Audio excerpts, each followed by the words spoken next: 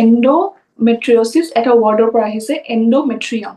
এন্ডোমেট্ৰিয়ামটো কি হয় আমাৰ ইউটেৰাছটো স্পেশাল টাইপ অফ লাইনিং থাকে তো হেতুৰ নাম হল এন্ডোমেট্ৰিয়াম বাহিৰৰ পিনে বেলেগ মাসল থাকে ভিতৰৰ পিনে স্পেশাল সেল মানে এটা লেয়াৰ থাকে তো হেতু এন্ডোমেট্ৰিয়াম বুলি কোৱা হয় এভৰি মান্থ এটু আমাৰ শেড হৈ যায় ব্লাডৰ লগত ওলাই আহে তো দ্যাট ইজ এন্ডোমেট্ৰিয়ামটো যেতিয়া শেড হ'ব তেতিয়া মেনসেস হয় তো যেতিয়া এটু এন্ডোমেট্ৰিয়ামটো আমাৰ ইউটেৰাছৰ বাহিৰত য'ত থাকিব লাগে তাৰ বাহিৰত থাকে হেতুক এন্ডোমেট্ৰিয়ছিছ বুলি কোৱা হয় তো এন্ডোমেট্ৰিয়ছিছ আপোনাৰ ইউজুৱেলি পেলভিস যোনটো আপোনাৰ নাভিৰ তলত এৰিয়া হয় তাতে থাকে কিন্তু ইন ৰেয়াৰ সিচুৱেশন এন্ডোমেট্ৰিয়াছটো বডিত এনি পাৰ্টত হ'ব পাৰে আপোনাৰ ইভেন নাকত হ'ব পাৰে ইভেন ব্ৰেইনত হ'ব পাৰে বাট হেতু আপোনাৰ বহুত কম বহুত ৰেয়াৰলি হয় কমনলি আপোনাৰ এটু যোনটো পেলভিস বুলি কোৱা হয় নাভিৰ তলত তাতে আপোনাৰ টিউবত হ'ব পাৰে ওভেৰি কণিত হ'ব পাৰে পায়খানা ৰাস্তাত হ'ব পাৰে তো আপোনাৰ এন্ডোমেট্ৰিয়াম যোনটো জাস্ট জৰায়ুত থাকিব লাগে হেতু যদি বেলেগ কৰবাত থাকে বডিত instead of normal place Hetuk আমি এন্ডোমেট্ৰিয়ছিছ বুলি কোৱা হয় PCOS to hormonal imbalance কাৰণে এনেকা হ'ব পাৰে পেশেন্টৰ বডিত আমি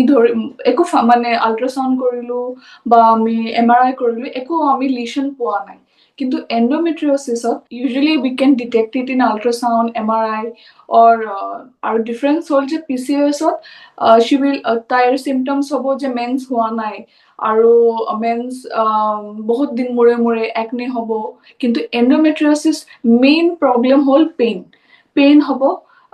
মেন্সৰ টাইমত হেভি পেইন সেকেন্ড আপোনাৰ সম্পৰ্ক ৰাখে যেতিয়া সেক্সুৱেল ইন্টাৰকোৰ্স তেতিয়াও আপোনাৰ পেইনফুল হ'ব পাৰে আৰু থাৰ্ড আপোনাৰ ইনফাৰ্টিলিটি হ'ব পাৰে কমন পইণ্ট পিচিঅডিত ইনফাৰ্টিলিটি হ'ব পাৰে এন্ডোমেট্ৰিয়ছিছত ইনফাৰ্টিলিটি হ'ব পাৰে কিন্তু এটা ৱৰ্ড মনত ৰাখিব যে পেইন ইজ কোৱাইট মানে ৰিলেটেড টু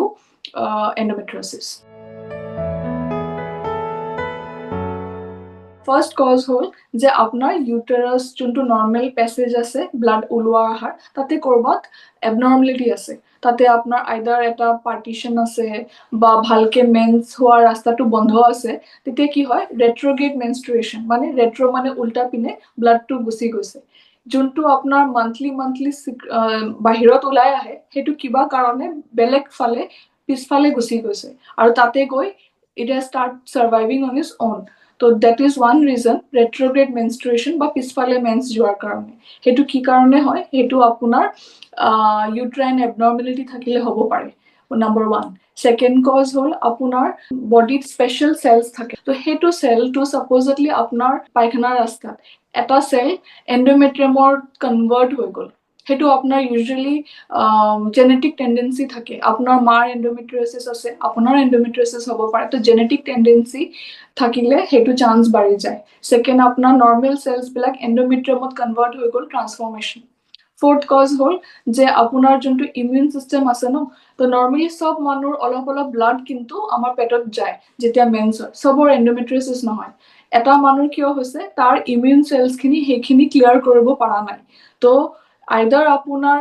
জেনেটিক কজ আছে মা দেউতাৰ মাৰ আছে ভন্টিৰ কাৰোবাৰ এন্ডোমেট্ৰিয়ছিছ আছে সেকেন্ড আপোনাৰ ইউটেৰাইন এবনৰ্মালিটি আছে থাৰ্ড আপোনাৰ কৰবাত সেলস ট্ৰান্সফৰ্ম হৈ গল ফোৰ্থ আপোনাৰ ব্লাড বা লিম্ফ বুলি এটা আমাৰ বস্তু আমাৰ বডিৰ যোনটো ব্লাড সাপ্লাই আছে ন হেতু ব্লাডৰ পৰা অলপমান এন্ডোমেট্ৰিয়াম বেলেগ কৰবাত ট্ৰান্সপোৰ্ট কৰি দিছে তো that is one reason why you might have endometriosis যেতিয়া আমি endometriosis বুলি কও first painful everything is painful তো আপোনাৰ sexual intercourse will be painful আপোনাৰ mens will be painful আপোনাৰ কেতিয়াবা পায়খানা কৰাৰ সময়ত তেজ ওলাব পাৰে থাৰ্ড আপোনাৰ পেশাব কৰাৰ সময়ত অলপমান তেজ ওলাব পাৰে তো য'ত এন্ডোমেট্ৰিয়ামটো মানে ট্ৰান্সপোৰ্ট হৈছে হেতু অৰ্গান ৰিলেটেড পেইন হ'ব তো আপোনাৰ যদি কেতিয়াবা ৰেয়াৰলি নাকত এন্ডোমেট্ৰিয়াম আছে নাকৰ পৰা ব্লিডিং হ'ব পাৰে তো একৰ্ডিংলি আৰু থাৰ্ড হল এন্ডোমেট্ৰিয়াম যেতিয়া এটু মানে সিভিয়াৰ হ'ব তো এটা টাইমত কি কৰিব পাৰে আমাৰ যোনটো নৰ্মাল ইউটেৰাস টিউব আছে হেতু টিউবছটো ব্লক কৰি দিব পাৰে তো যেতিয়া সেইটো ব্লক হ'ব তেতিয়া পেশেন্ট ক'ব যে মোৰ বহুত মানে বহুত দিনৰ পৰা বাচ্চাৰ কাৰণে ট্ৰাই কৰি আছো কিন্তু বেবি হোৱা নাই। তো মেইনলি দেখা গৈছে যে এন্ডোমেট্ৰিয়ছিছ নৰ্মেল ৰিপ্ৰডাক্টিভ এজ গ্ৰুপত আপোনাৰ 10% থাকে, কিন্তু যেতিয়া আমি দেখো যে কোনোবা পেটৰ বিষ লৈ আহে সেইটো 30% হৈ যায়। আৰু যদি ইনফাৰ্টিলিটিত দেখা যায়, ইনফাৰ্টিলিটি লেডিজ সিহঁতে আৰু হায়াৰ ইনচিডেন্স থাকে। তো patient will come with mainly painful আৰু ব্লিডিং হ'ব পাৰে। ফাৰ্ষ্ট অফ অল এটা থৰ হিষ্ট্ৰী ল'ব লাগিব পেশেন্টৰ পৰা। আমি সুধিব লাগিব যে আমি এইবিলাক লিডিং কুৱেশ্যন সুধিম যে এইটো আপোনাৰ মেন্সৰ সময়ৰ বিষটো নৰ্মেল এভৰি পিৰিয়ডছত অলপ অলপ বিষায়, দেট ইজ নৰ্মেল। বাট এটা বিষ হ'ব যোনটো পেশেন্টে থাকিব নোৱাৰে, যোনটোৰ কাৰণে তাৰ স্কুল কলেজ কাম চাম বন্ধ কৰিব লাগে। তো দেট ইজ ওৱান। ছেকেণ্ড, পেইনটো ইউজুৱেলি কি হয় পিৰিয়ডছৰ এদিন দুদিন আগৰ পৰা ষ্টাৰ্ট হয় আৰু পিৰিয়ডছ শেষ হোৱাৰ পিছলৈ থাকে। পিৰিয়ডছ শেষ হৈ গ'ল তাৰ পিছতো পেইনটো আছে। তো সেইটো আমাক অলপমান আইডিয়া দিব that we are dealing with endometriosis. Second, পেশেন্টক এনেকৈ সুধিম যে আপোনাৰ পায়খানা কৰোঁতে কেতিয়াবা তেজ দেখা পাইছে নেকি, পেশেন্টক আৰু লিডিং কুৱেশ্যন সুধিম। এইটো হ'ল আমাৰ হিষ্ট্ৰী। ছেকেণ্ড, আমি পেশেন্টক এক্সামিন কৰিম। তো এক্সামিন কৰোঁতে আমাৰ পেশেন্টৰ পেট বা পাৰ ভেজাইনেল এক্সামিনেশ্যনত আমি she will have pain. আৰু থাৰ্ড, মেইনলি আহিলে আমাৰ it is diagnosed mainly through radiological investigation. Radiological investigation of best modality হয় আপোনাৰ transvaginal ultrasound. Transvaginal ultrasound মানে আমি এটা probe দিম আপোনাৰ ভেজাইনাত and that will click pictures, আপোনাৰ পিকচাৰ ল'ব পেটৰ। তো সামটাইমস এনেকা হ'ব পাৰে আমাৰ বেলেগ আল্ট্ৰাসাউন্ডো থাকে, ট্ৰান্স ৰেক্টেল আল্ট্ৰাসাউন্ড। সাপোজ কাৰোবাৰ যদি মেন্স হোৱা নাই, we can't do transvaginal, we do transrectal ultrasound, or we can আমি ৰেক্টামত কন্ট্ৰাষ্ট দি পিনে আল্ট্ৰাসাউন্ড কৰোঁ। আপুনি ফাৰ্ষ্ট আল্ট্ৰাসাউন্ড হ'ল এটা method, best one of the good method. Second method হ'ল MRI। MRI কৰিলে কি এটা লাভ হয় যে আমি ক'ত ক'ত বেলেগ জেগাত আছে ভালকে মেপিং কৰিব পাৰোঁ। That is very important for our treatment, ক'ত ক'ত আমাৰ চাৰ্জাৰী কৰিব লাগিব। আৰু থাৰ্ড, আপুনি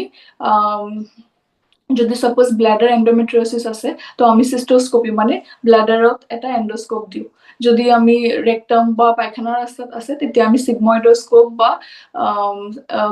কলোনোস্কোপ ইউজ কৰোঁ। তো ডিপেণ্ডিং আপন ক'ত আছে আমাক কুৱেশ্যন উইল টেল আছ which radiological investigations we need to do.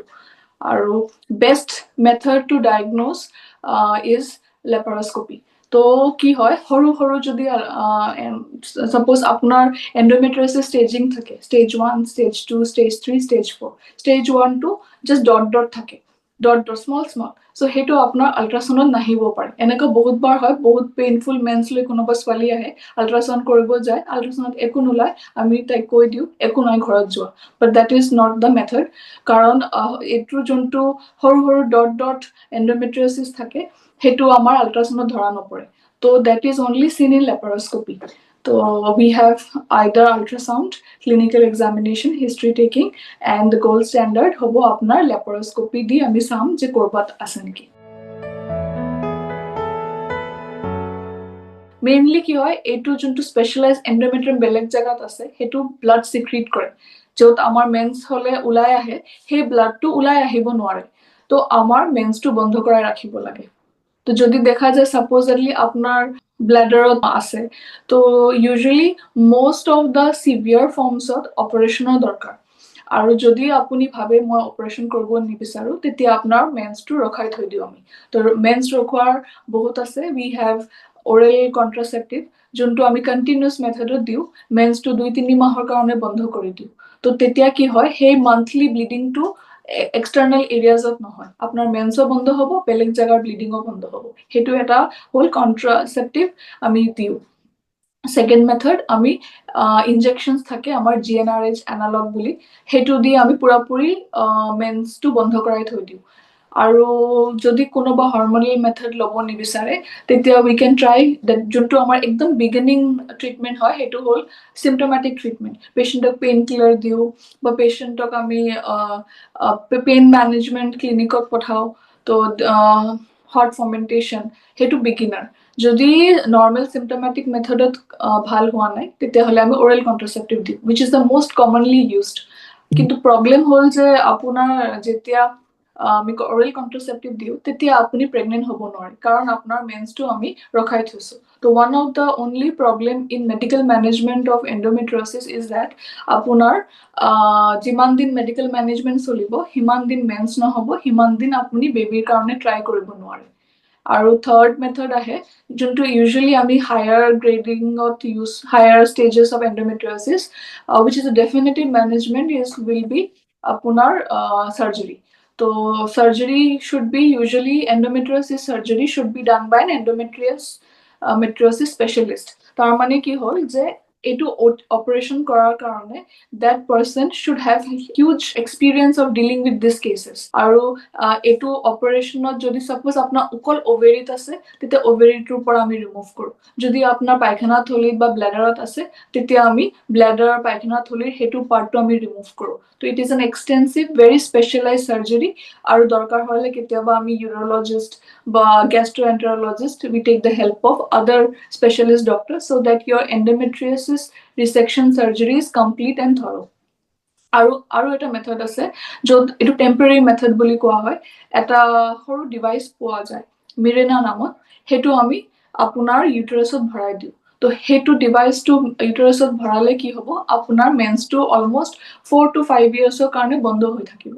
তো when your mens is stopped তেতিয়া আপোনাৰ সেই লিশনছখিনি অলপ শ্ৰিংক হোৱাৰ চান্স থাকে so we have said symptomatic management hormonal management device and then we have surgery usually depends আপোনাৰ endometriosis to কিমান কোনটো ষ্টেজত আছে number 1 কোনটো সাইটত আছে that depends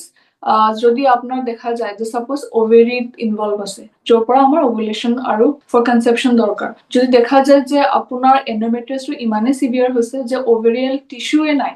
আৰু আপোনাৰ সাৰ্জাৰীত যদি আপোনাৰ গোটেই ওভেৰিটো ৰিমুভ কৰিব লগা হয় তেতিয়াহ'লে এইটো মানুহৰ কনচিভ কৰোঁতে দিগদাৰ হ'ব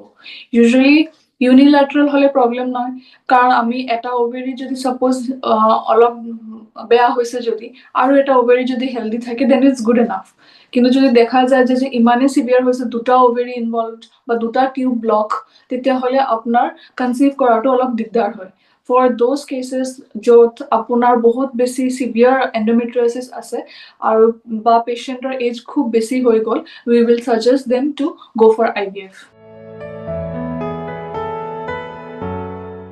mostly এটা word আমাৰ medical terminology use কৰা হয় idiopathic that is আমি exact কি কাৰণে হয় আমি নাজানো প্লাস যি কাৰণত হয় সাপোজলি আপোনাৰ জেনেটিক কজ হেতু আমি চেঞ্জ কৰিব নোৱাৰো বা আপোনাৰ ইউট্ৰাইন এবনৰ্মেলিটি হেতু মানুহ জন্ম লৈ আহে তো হেতু ইউজুৱেলি বহুত দেৰিকে ডায়াগনোজ হয় বা এক্সাক্ট কজটো গম পালে আমি হেতু প্ৰিভেন্ট কৰিব পাৰিম কিন্তু যদি এক্সাক্ট কজে নাই তেতিয়াহ'লে অলপ প্ৰিভেন্ট কৰাটো পসিবল নহয় বাট early diagnosis and management কৰিলে আপোনাৰ এই ষ্টেজটো বেছি হাই নহয় আৰু সেকেন্ড বস্তু আপুনি should always visit an gynae doctor who specializes in endometriotic conditions so you should always go so that you আপোনাৰ এটো মানে ভুল ট্ৰিটমেন্ট নহয়